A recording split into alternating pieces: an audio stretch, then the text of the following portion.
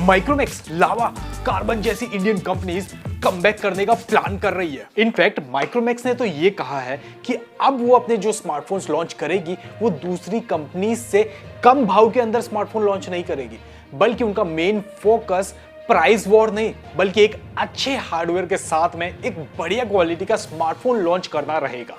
In fact लावा ने कहा है कि वो और भी ज्यादा एग्रेसिव हो चुका है पिछले एक साल में इंडियन स्मार्टफोन इंडस्ट्री के अंदर। हमने अपने फोन्स को, सॉफ्टवेयर अपडेट्स को, इनफैक्ट आफ्टर सेल सर्विस को भी काफी ज्यादा मजबूत किया है। और कार्बन ने कहा है कि इससे बेटर टाइमिंग हो ही नहीं सकता कमबैक करने के लिए, क्योंकि अब तो गवर्नमेंट भी उन्हें सपोर्ट कर रही है। सबसे बड़ा इंपॉर्टेंट क्वेश्चन ये हो जाता है कि आखिर अभी ऐसा क्या हुआ है जो पहले नहीं हो रहा था, जिसकी वजह से इंडियन स्मार्टफोन कंपनीज अब कमबैक करने का प्लान कर रही है। क्योंकि अभी तो चाइना बॉर्डर के क्लैशेस भी नहीं चल रहे। इसके पीछे 3 सॉलिड रीजन है दोस्तों। इनफैक्ट दूसरा रीजन तो इतना सॉलिड है जिसकी वजह से आपको पता चल पाएगा क्यों माइक्रोमैक्स 2020 के अंदर कमबैक करने के बाद गायब हो गया। तो दूसरा रीजन डेफिनेटली चेकआउट कीजिएगा।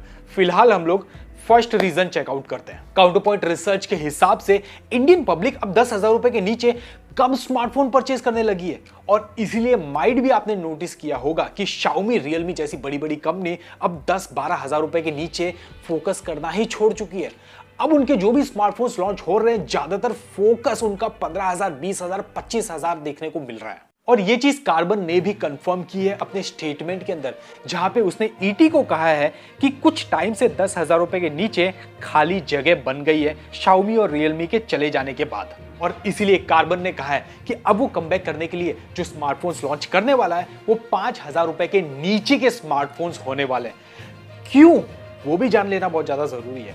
कार्बन को पता है कि 6,000 से 10,000 रुपए की प्राइस रेंज के अंदर अभी भी मोटोरोला है, इन्फिनिक्स अपने स्मार्टफोन्स लॉन्च करता है, इनफैक्ट लावा के भी अच्छे स्मार्टफोन्स देखने को मिल जाते हैं।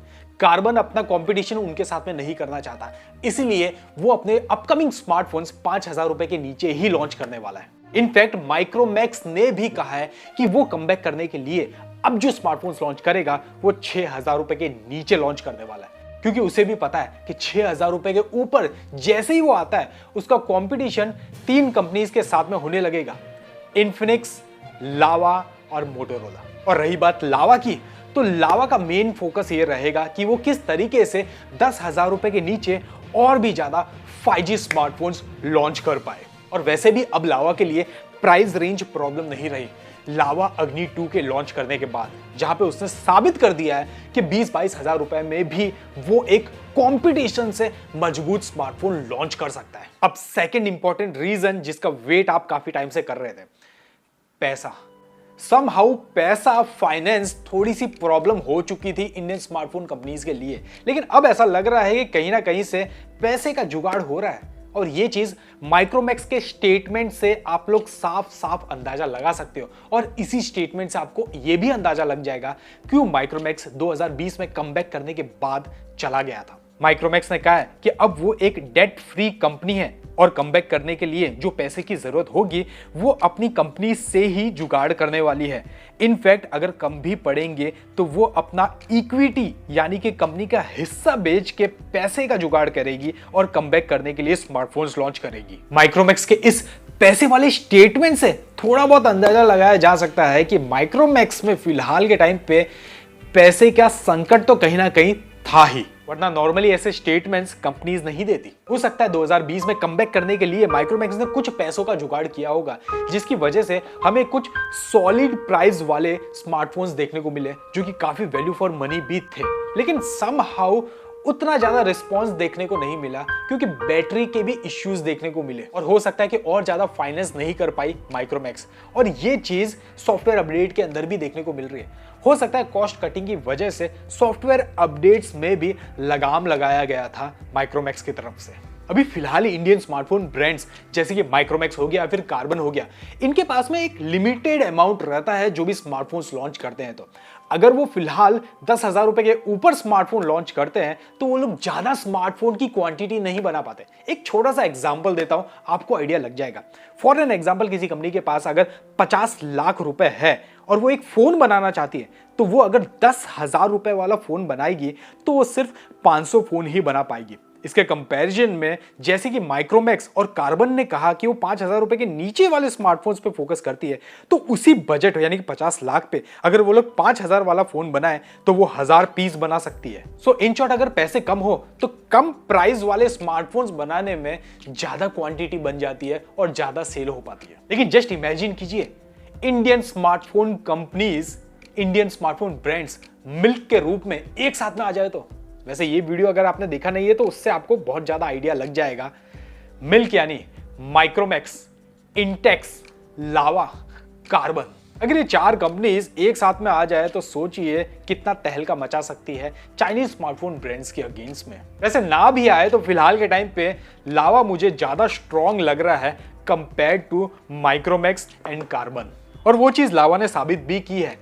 लोवेस्ट प्राइस्ड 5G स्मार्टफोन हमें इंडियन स्मार्टफोन इंडस्ट्री के अंदर देखने को मिला लावा की तरफ से, एक इंडियन स्मार्टफोन ब्रांड की तरफ से।